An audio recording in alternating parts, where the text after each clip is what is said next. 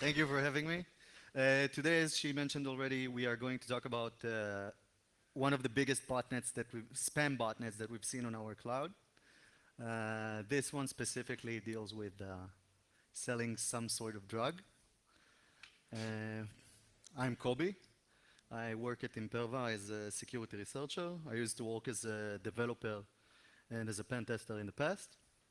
This is my social information if you would like to contact me and ask anything. If you can't exactly pinpoint my accent is actually Israeli. That's where I come from. Very proud of it. Thank you for voting for us in the Eurovision. And I'm especially excited about this specific lecture. Wait a second, I need to have a disclaimer. I do not condone in any way hacking websites for fun or profit, even if it sounds like it, and I do not support selling drugs illegally to anyone or distributing them, okay? Because from now on, I'm going to use a certain language that might sound like that. But seriously, I do not condone that. So I'm very excited about this specific lecture, and that's because today I'm going to teach you how to be the next cyber drug lord in the internet.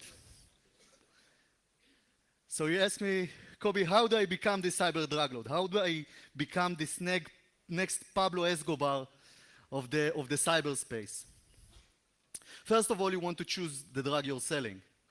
You don't want something too conspicuous, something that people won't detect in the mail, the dogs, the police, whatever. And you don't want to mess with the other guys in the game, you know, like gangsters, the Bloods, the Crips, whoever. You don't want people to stab you in the street because you're selling drugs and getting on their turf and getting into their business. So let's decide on a more easier drug, something that might not look as conspicuous and as dangerous as any other drug, something that might even look like it's somewhat legal. I'm talking about this thing. This is sildenafil citrat. Sildenafil citrat is the active ingredient in Viagra. Viagra was invented by a bunch of scientists at Pfizer when they tried to treat blood pressure and angina and stuff like that, but essentially it didn't work in vivo. On the other hand, they got a lot of more impressive results, if you know what I mean. Moreover, if you sell Viagra, it's not the probability of someone dying of overdose is a lot smaller than dying from, let's say, if you're selling heroin. So there's even less risk in that. Okay, this made me laugh. You know what? I can't hold it any longer. I need to show you a bit. Two more gifs about Viagra, and that's it. I mean memes. This one. And that one. I think that, yeah, Bruce Willis would probably go hard and die on this thing. He's the most badass, actor there is. So before we dive in and see the mechanics of the thing, let's talk about a little bit of history of Viagra. The Viagra drug was patented back in 1996. Yes, 1996, here, it says there. Later on, it was invalidated by the Canadian government. But back then, even at the beginning, already you saw people do drop shipping of of counterfeits of this specific drug and selling generics, etc., etc. Then later on, Canada invalidated the drug in 2013, and this gave some sort of validation to those people selling this drug, because if beforehand they couldn't tell you anything about the drug except for it not being the actual Viagra, now they can tell you, it's okay, man, this is just a generic version of the drug made in Canada or whatever, where essentially when they sell you the drug, it could be something that has nothing to do with sildenafil citrat and was made in India or China or whatever. Later on in the European Union in 2013, it was expired. And nowadays we're in a very interesting period in which in 2020 we have a total expiration of the patent, and you would be able to sell it anywhere to anyone and say, come on, it's just a generic. And it's not like I'm breaking a patent, everything is legal here, everything is fine. So that is good for us. And a little bit about how much money you're going to get for this thing. I'm telling you, you're going to be Pablo Escobar and everything, but maybe I'm lying. Maybe you won't make enough money. The margins on Viagra are a lot smaller than other more famous drugs. This is Cristiano Ronaldo, if I'm not mistaken. His salary is 58 million USD per year. The annual revenue from just selling Viagra is 30 times as much. So we're in for big bucks. Just to get in our industry, the average salary for a software engineer is 100,000 annual. You need this many developers to cover for the same amount. Wait a second, there's more. Twice as much. Now, Viagra is not the only drug you can sell. By no means. There are different drugs, more popular but less known, like Humira, Harvoni, etc., that have a bigger revenue, and no one, at least that I know of, have started selling them and publishing them on the internet. So this is an open market. This is like blue waters. You can get in and be the next kingpin of a certain drug that no one has known of. 10% of the market for drugs is counterfeit. That means around $21 billion. I'm stepping on my stuff. According to Interpol, there's a death toll of 1 million people from these drugs. I don't believe it's that high because they have an interest in inflating these numbers, etc., etc., etc. But maybe that's true. I don't know. I can't tell you. For example, other gangsters that got caught, just don't get caught yourself, are a good example of how much money you can make. GloveMed Spamit made 67.7 in 2009. That's only the money confiscated. It's not the amount of money that they know that they actually made. RX Promotion, 12.8 million in 2010. So no wonder why this fake pharmaceutical is being so high in ranking when it comes to spam and selling and publications. So I've convinced you. Now you want to take the blue pill, get into the drug selling matrix, and start setting up your own business. Cool. So you're telling me, Koby, this is too cumbersome, it's going to take a lot of work, I need to recruit developers if I don't know how to code myself, I need to make an e-commerce solution, I need to find a person that would actually maybe produce the drugs for me and dispatch them because I don't want to deal with that kind of jibba jabba. I'm a hacker. All I want to do is hack websites, get my counterfeit drug website online, and people will go to it and buy stuff. I don't want to deal with all this DevOps stuff and stuff like that. That's cool.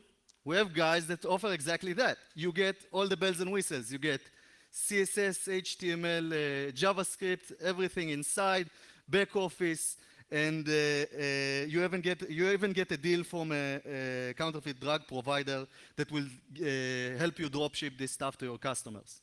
You don't need to do anything. All you need is just hosting, a domain, and you're done. More than that, those guys give you 30 to 50% commission for using their platform. Those are pretty good This is a pretty good percentage for not having to do all this stuff on your own.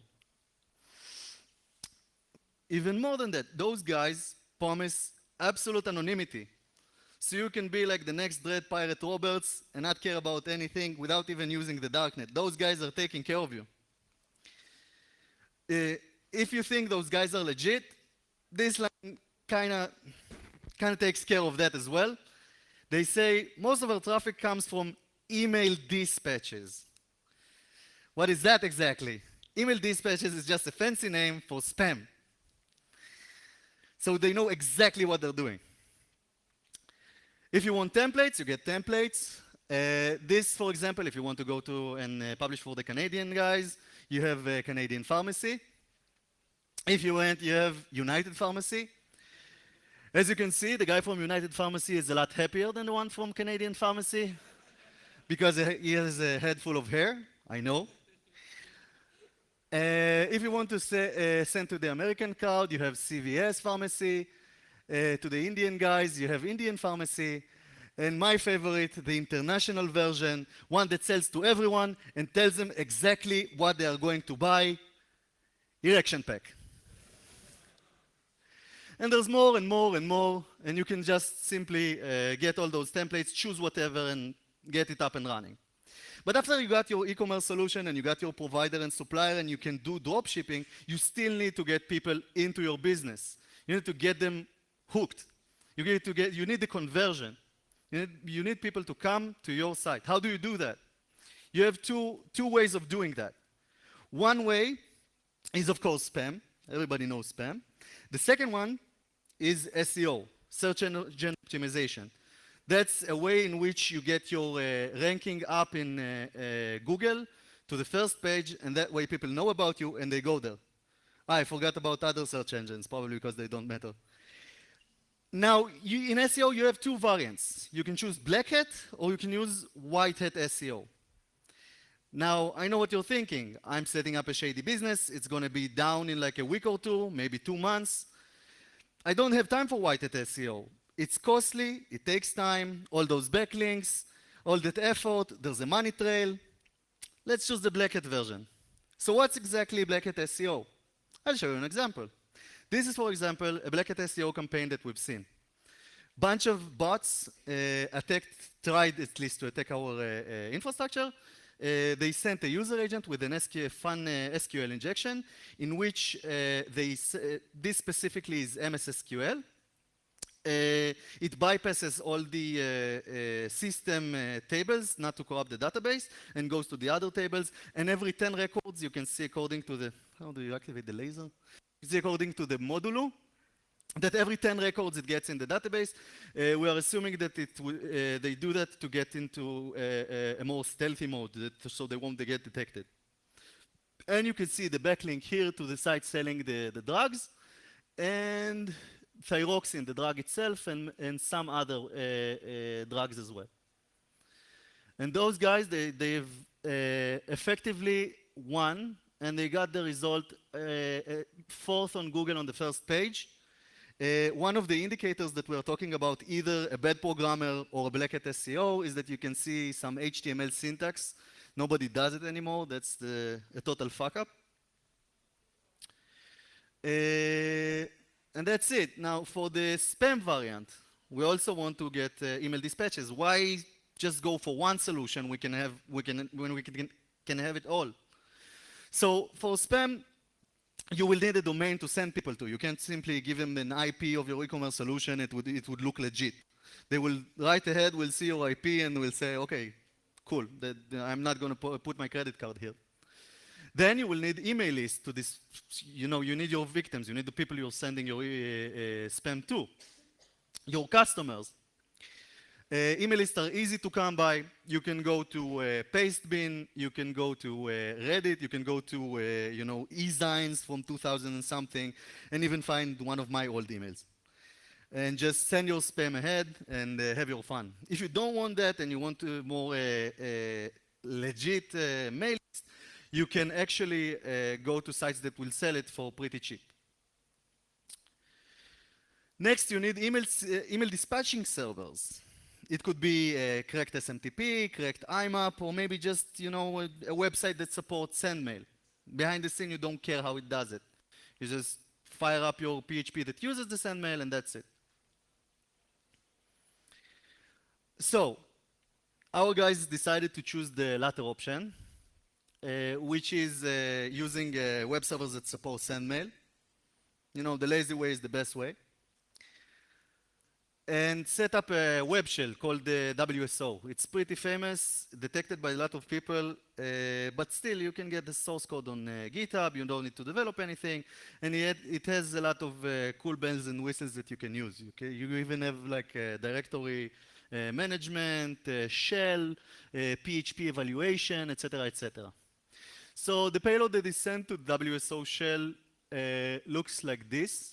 You pass it an action and the payload in those P parameters. Here specifically the payload itself was sent in P1 and the action was PHP. That means that the web shell is going to evaluate this PHP and run it.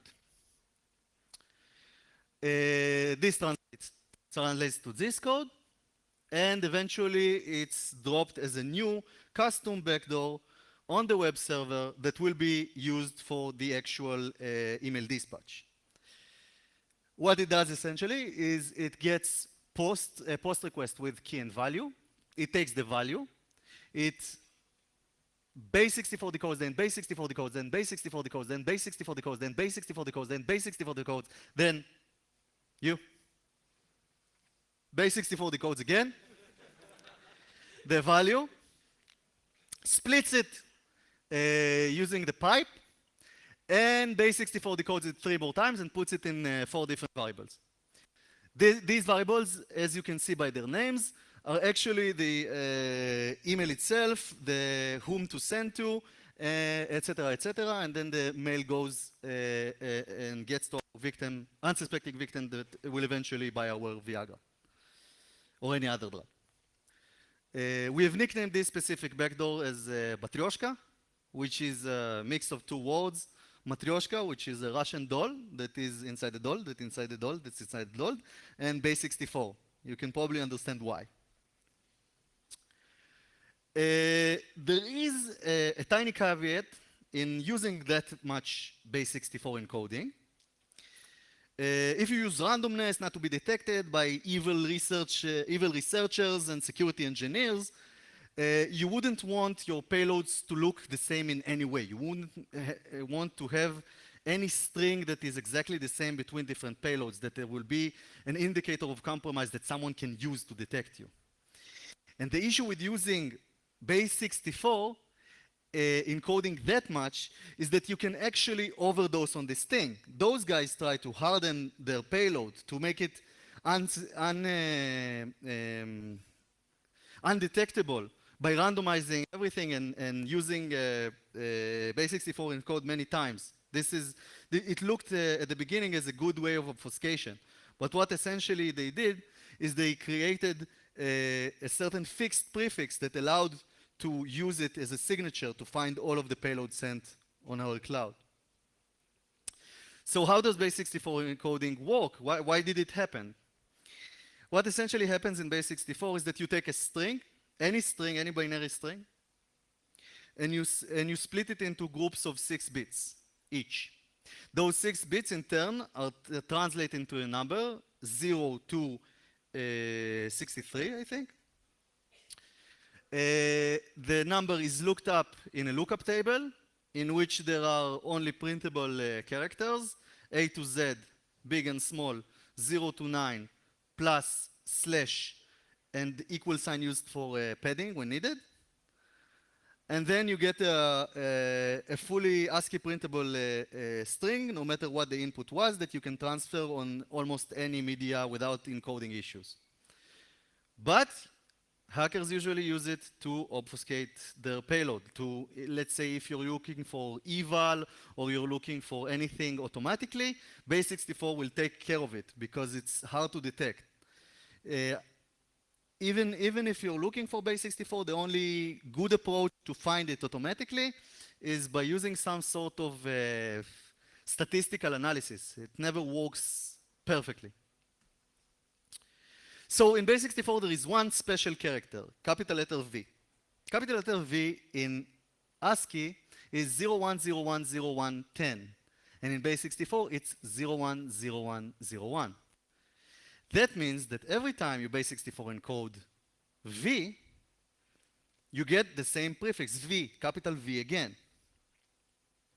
There are 3 more letters that after a single iteration will get capital V again.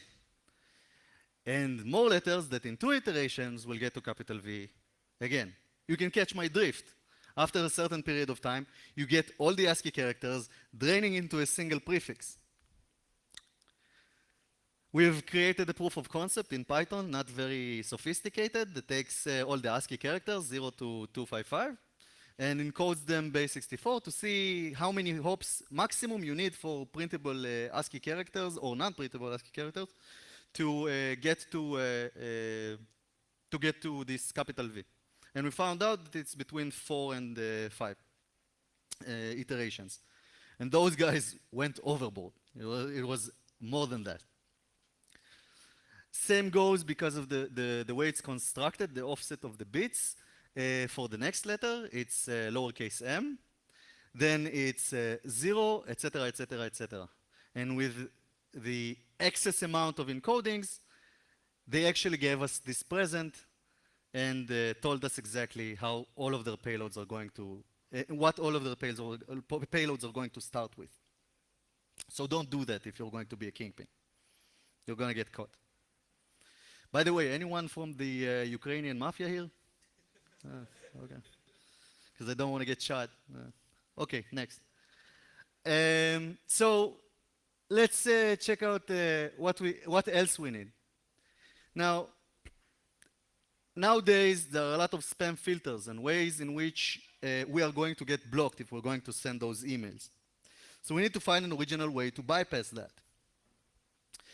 One way, which is semi-effective when you're talking about spam filters, because what they do in a lot of cases is search for strings and domains, you can buy more domains. And until they get blacklisted, you can swap them and get to the same e-commerce solution. But that's less original and a bit problematic in the long run. So there's another filter bypass solution, and this is this one. Again, we're using the WSO shell. We're sending this payload, but this time, it doesn't send emails. This time it writes to the file system an htaccess file that will cause anyone going to a 404 page to see this thing. This thing is the link to our drugstore. Why would we do that?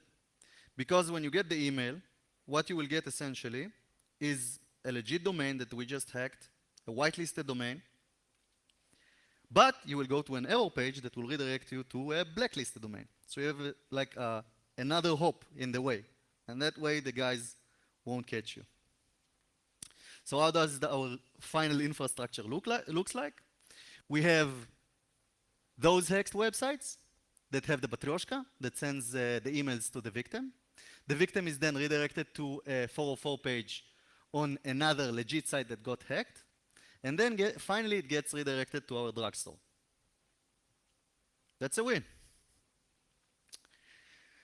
So just to show how big this operation and how long it got to work and how much money it made, I'm just showing you a heat map of all the infrastructure, or at least the part that sends the emails around the globe.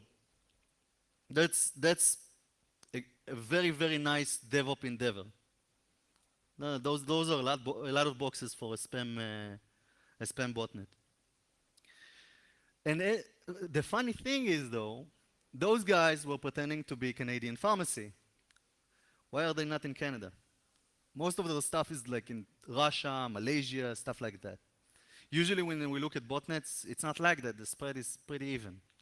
Found it weird. If anyone here is actually from the Ukrainian mafia, come back afterwards without stabbing me and tell me why. This is the list. If anyone wants it, I can send it to you of all the boxes we see. And this is an example of the amount of domains bought just in a single day. These things get up to, I don't know, $10 today, something like that. So it means those guys in a single day wasted $350, and they knew that those domains are not going to be valid for long. You're going to sell some dispatches, and they're gone. And they will create another list tomorrow, and again, and again, and again, and again. So that's another proof that those guys are making a lot of money, and you're missing on something. Seriously, you gotta start pushing on the gas, starting to develop your solution. You have a great competition here. Anyways, that's it. Thank you very much. I don't know how to pronounce it. Yeah.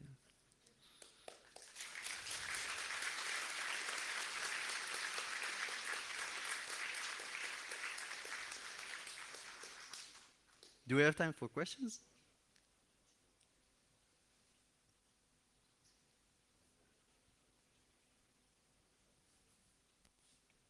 As you said, there are being sent thousands of emails while trying to convert it. But do you know the actual conversion rate? Like how many percentage of people actually click on these spam links? Sadly, I don't protect those sites, so I don't get the statistics, and I don't own the domains, nor can I hack into them because it would be illegal. So I can't tell you. I don't know.